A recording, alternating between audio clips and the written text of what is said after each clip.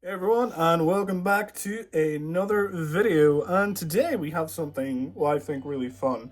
This marks my essentially 1 year anniversary playing Beyblade X, and I'm actually really happy to kind of go through the history of all the main releases and some side releases today. So we're just going to go through the history of Beyblade X 2025. I'm really excited, so let's just get into it, going in with the January release.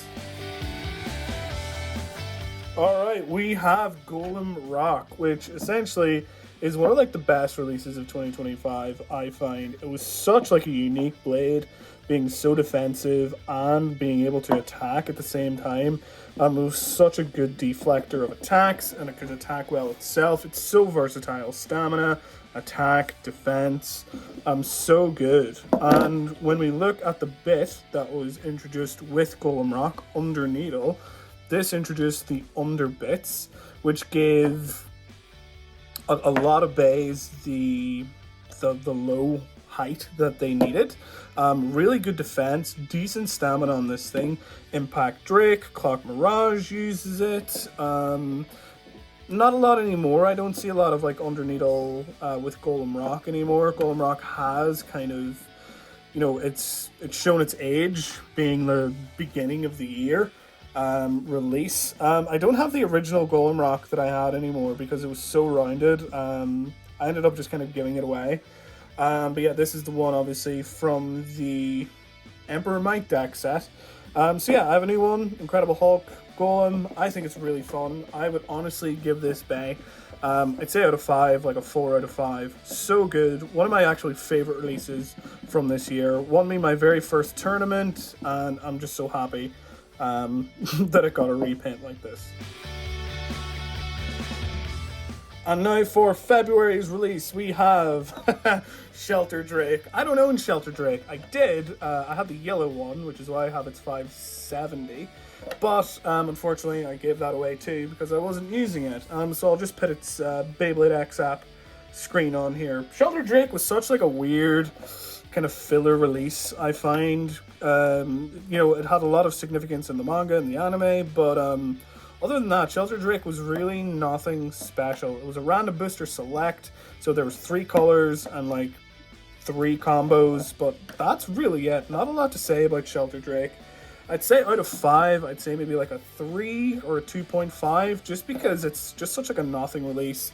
It's a Drake Bay, so it is along with Cobalt Drake and Impact Drake, but it's really weird. It's kind of an off side of it, but that's really all I have to say. Not a lot of just a nothing release, really, unfortunately.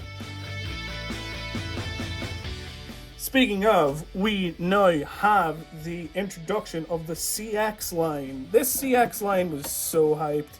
It actually introduced like at least one new part on each. Oh, at least like it's all new parts. Actually, all new parts. You have obviously your main blade, your assist blade, your ratchet, your bit, and the lock chip. So all new parts were introduced with this line. So for example, low orb and 455, the lowest ratchet that was introduced, obviously until 450 came along. It gave 680 and wedge, which is such like Marmite because I love wedge, but not a lot of people do. And then it gave us finally the very first 6-sided ratchet with 660 and Vortex with the slash blade. Now, originally CX was not an amazing line. It was introduced kind of, a lot of people tested it. I tested it for ages. I even have like a video which I'll put up about my disappointment with CX. Obviously now, since CX has had like a good 7 to 10 months for people to warm up to it, it's actually gotten a lot more love. People are enjoying it a lot more. The thing that annoyed people most about it, and me especially, was kind of just the disappointment of it. A lot of people were trying to make this the new Wizard Rod, which obviously that didn't happen. But a lot of people did find niche uses, and a lot of people found fun combos. And that's what these blades initially were. They were just fun. The most kind of, I guess, meta pieces that came out of this set initial release was like Wedge and the Low Orb and the 455, which Low Orb's now being used on Clock Mirage. But yeah, a lot more to say about the CX line, I find. I think CX, like part 1, the Wizard Arc, Perseus Dark, and the Dran Brave, I'd say I'd give around a 3 out of 5.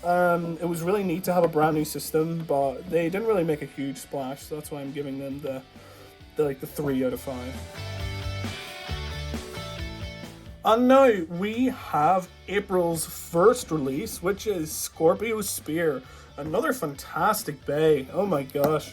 Really, really good. April, we were needing like a really good new bay because Beyblade X was kind of meh. You know, the Wizard Rod was running around. So I think some new blood into the meta was great. Scorpio Spear, the new heaviest bay, I believe. I think it hit 40 grams.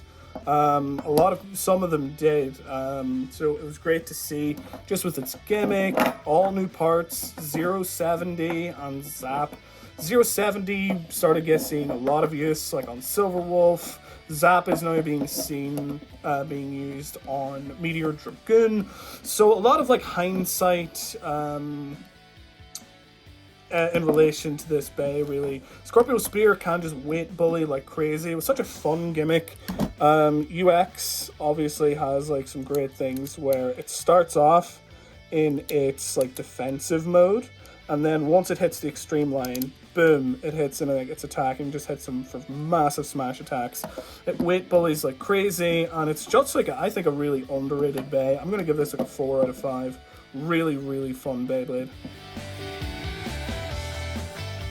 And now we have Hell's Reaper. I cannot tell you how excited I was for this thing. Oh my god, it was absolutely... I was so hyped. I got like 3 random boosters, didn't get it. I was so annoyed. And then Hasbro came out with it, so this is kind of Reaper Incendio, but for the purpose of this video, I don't have a 470 anymore because I threw all of them out. I had no need for them. But yeah, we have Kick, which is literally the best part that that this Beyblade came with and introduced to the meta. Kick is so good, probably top 5 bits in the game at the moment. I was so disappointed that the Reaper Blade was just so terrible. It wasn't great. It was definitely the best CX Blade that we got at that time, but you know, that was nothing really to say. Turn's actually pretty good as an assist blade. It actually kind of helped a lot of CX stuff, but other than that, Kick is the saving grace of this bay. You know, a mixture between Hexa and Taper, just unbelievably good. It's great on near anything, Hover Wyvern, Shark Scale, Meteor Dragoon, so much stuff. This bay actually really helped propel the meta into something a lot more fun. You know, it gave us some new blood, so that's why I love this bay, but I don't think it's very good. I'd say another 3 out of 5 release, just because of how much I love the Hells series. And we have Foxbrush Jaggy 970 Gear Rush. Yeah, I don't have this one either. I didn't see the hype. I was like, 970, maybe I'll get it for that. But other than that, it just kind of fell in the water, really. I wasn't too kind of happy with it, didn't care for it, so I didn't grab it. So I'll leave, obviously, the stats and stuff here and what it actually looks like. But I would say another 3 out of 5 release, to be honest. Nothing really fun about the bay. Nothing I can really say about it. I used it a couple of times, just borrowing another friend's bay. I can't really say anything about it. A lot of people love Foxbrush. A lot of people absolutely love it, but I have really just no feelings about it whatsoever. And we have Triceratops. Yeah, this is crazy. It's actually a real sleeper hit because we got the first metal ratchet, M85, which was actually decent at the time. I actually used it on Silverwolf for a while, but it just fell out of kind of relevancy like a month later. With our with our next release here, but yeah, Bounce Spike, not a new part. Apparently this Beyblade, I haven't tested it much, but I should and I will. Apparently this guy's amazing stamina, amazing attack. It's like Wizard Rod, just with how chunky the bay hooks are for the launcher. Oh, it's just, I don't know. Not much to say. I'd say I'd give it a 3.5. Just because of the metal ratchet that we finally got that has some really niche uses, and of course, I think Tricera Press is an underrated bag. And we have the release that made CX, I guess, like viable. So we have Pegasus Blast. The Blast wheel is arguably the best blade that we have in CX. Pegasus Blast Assault, and we have Turbo. Turbo is terrible. It's basically Final Drive from Beyblade 4D. Not good at all, but you know, it's fun to play with. It's the first ratchet bit integration that we have. It's a really nice callback to Big Bang Pegasus and its Final Drive, but not amazing. But the real thing is this thing. You put this on Jaggy or Slash, and this thing hits like a freight train. Especially then with later on down the line with releases like Heavy. This Beyblade is actually pretty good. You know, it's just heavy, weight bullies like crazy, and just really nice to have. So I'd say I'd give this like a 4.5 out of 10, just because of how impactful it was and just how CX kind of evolved from this point onwards. And we have another Metal Fight homage, and this is Kerberos Flame Wheel 570 Gear Ball. Now, this is basically the thing to say about this Beyblade is wheel. The heaviest assist blade that we ever got. It made Pegasus Blast wheel like 960 free ball amazing, just because like a tank hits like crazy. Not much else to say about it. It's another Metal Fight homage to Hell Kerbex. Put that there. I think it's a decent release, honestly. Just for wheel, 570's totally, or 580, I should say. Excuse me. 580's fine. Gearball has some really niche uses, but other than that, not a lot to say about it. Just a really nice, decent release. Gave CX at least the weight that it needed, and it gave it a really decent assist blade too. Next we have the infamous Samurai Caliber, the weird bay that gave us 670, and this behemoth of the thing Merge, our first 20 geared bit with rubber on it. Now, this thing is super tall, and we'll get that out of the way. Other than that, Samurai Caliber is fine. Has some niche uses. 670's fun to have, just because 70 ratchets. It's always good to have options for 70 ratchets for like Silverwolf, and of course Meteor Dragoon is coming up. But yeah, really decent blade. Not a lot to say. Merge, niche, would that even be the word for it? It's just so... It's not great. I would probably give Samurai Caliber like a 2.5, just because it really had like zero impact. It's a BX bay that's just interesting enough to say. It's good to see that BX releases are still getting released. But other than that, Samurai Caliber is pretty much like a nothing burger. And the only really notable thing is to say like how bad this bit is. But yeah, Samurai Caliber. And now we have probably peaked for 2025, honestly. Shark Scale, probably the best release of Beyblade X we've ever gotten. It's so meta-defining. It's so good, so low, can do about 25 different things. Can be stamina, can be defensive, can be just a super attacker. We got all new parts, which is amazing. We got low flat, or excuse me, under flat. We got 450, finally. I never thought they'd make a 450, and they just made this thing so low to the ground, so destructive, so amazing. The only thing, like, they give it a slight imbalance, but if anything, that kind of helps it rather than hinders it because of like 160 potentials. Yeah, you don't even need this thing to be that low for it to be just unbelievably good. You can just give it 160 like low rush or 360 low rush and you're fine. And it's just such a powerful Beyblade. It just defined the meta. It's what changed Wizard Rod from a 960 ball user to a 160 hex user. Like that's what forced people to stop using 960 ball because of how because of how easy this thing is to get under people and like just burst it. Yeah, Shark Scale peaked. It's such an amazing release, so good. There's really not there's so much to say about it. Just looks amazing too. It's such a defining release. I don't see this thing being power crept for an absolute while. 10 out of 10. Never mind 5 out of 5. 10 out of 10. And now we have Soul Eclipse, which is like the most interesting CX Babe potentially that we got with like the dual sides. And then we have the the blue mode, the down smash mode, versus the red one, which was the upper smash mode or the upper attack mode. Yeah, I have such a huge soft spot for this thing. I love it.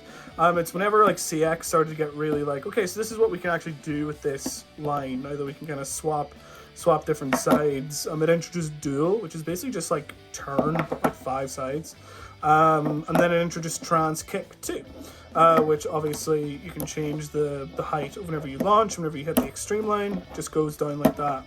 A slight difference from kick is like the dip in kick isn't as big. Obviously you have to accommodate that for like the size of trans kick and everything, but I love this release. I obviously try to make this work with like down smashes, with the down smash mode more, because obviously like CX is too tall for it to get like upper attacks. So yeah, I love this thing. I'd give it 4 out of 5 just because of like how much I've kind of fallen for this thing. I just have such a soft spot for it. And we have quite possibly the strangest release of the year, which is Clock Mirage. Such a weird Beyblade. Like, if you remember, like, Basalt Herodium, yeah, from Metal Fight, or, like, Twisted Tempo, it's so crazy. It's an attempt to just completely nerf this thing out of existence.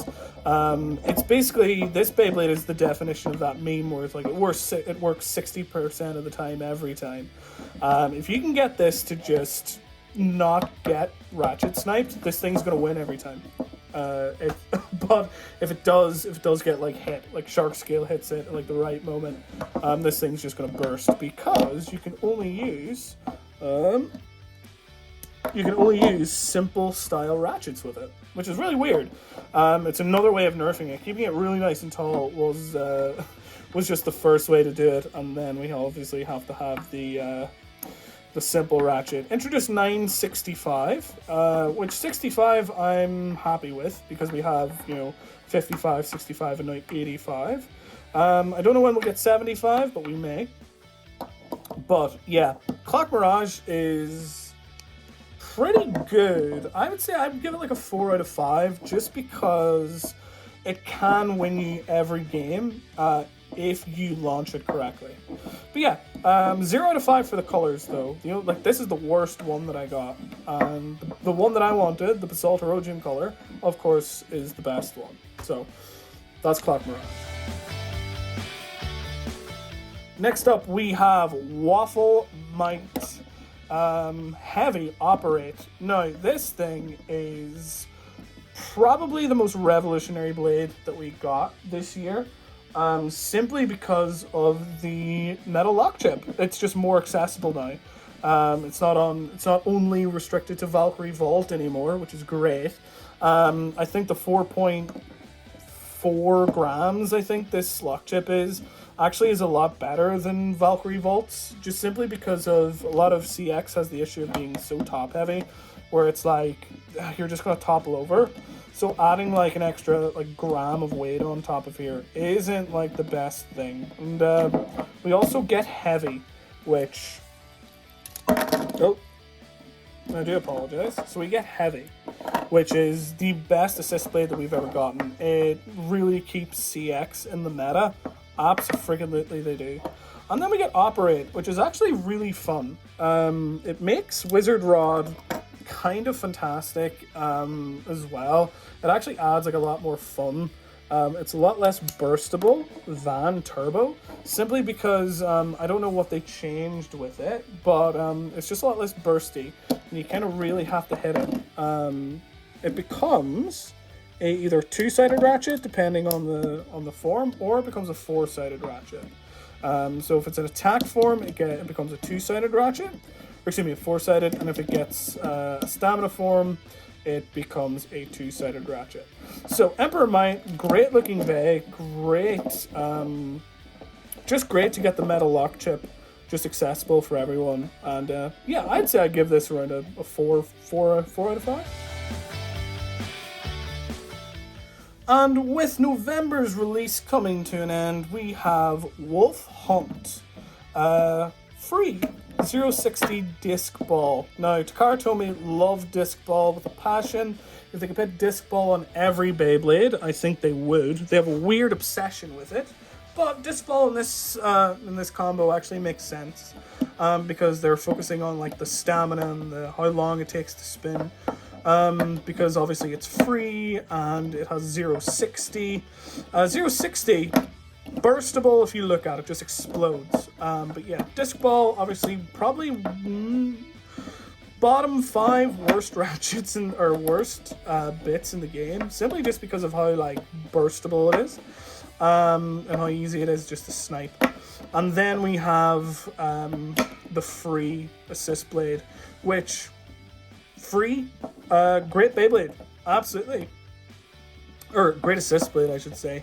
Simply just because it gives, because CX is so tall, it actually gives like a huge purpose for like your opponent to like hit these bays or hit this blade. I don't know, I'd give it like maybe a 4 out of 5 just because of the free. And even like the Hunt wheel is actually really good. It's heavy, it's like good for attack. It's a really good balanced Beyblade. So yeah, 4 out of 5, why not? And here we have Mummy Curse. I didn't get Mummy Curse in the random boosters that I bought. I got Dran Dagger and I got Vice Tiger. So at least I got the 755. But anyway, from the videos that I've seen online, pretty good. Very good defense. Not much I can say, unfortunately. Just look up videos on how well it does. But I can just say, once I get it, I'll let you know.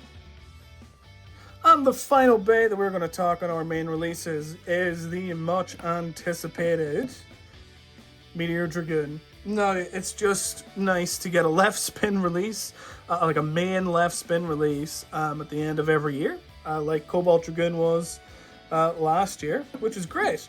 But here we have Meteor Dragoon. As you can see, I've been testing it ever since I got it, and I can say it's pretty good. The 70 height actually really is good, and Jolt is pretty amazing. I actually love Jolt. It's very versatile, has quite frankly some amazing LAD, works well on Shark Scale, Scorpio Spear, hits like a train, and Meteor Dragoon, it actually also hits like a train, can spin steel a tiny bit, and just it's fun to have a competitively viable left spin other than Cobalt Dragoon, because when's the last time we actually had like a good left spin release? The only other left spins that we have is El Drago, which is more imbalanced than this, which is crazy, and Dragoon Storm, which is like 24 grams or something. So it's really good to have this as a release. I'd give this a solid, just for my testing with it, I would say it's a good solid 4 out of 5. I don't think it's like S tier, but I think it's very A tier of a Beyblade, and I can't wait to like use this in my next tournament, which is in a couple of weeks. So I'll be practicing much more with it. So yeah, that's the final of the main releases, which is Meteor Dragoon.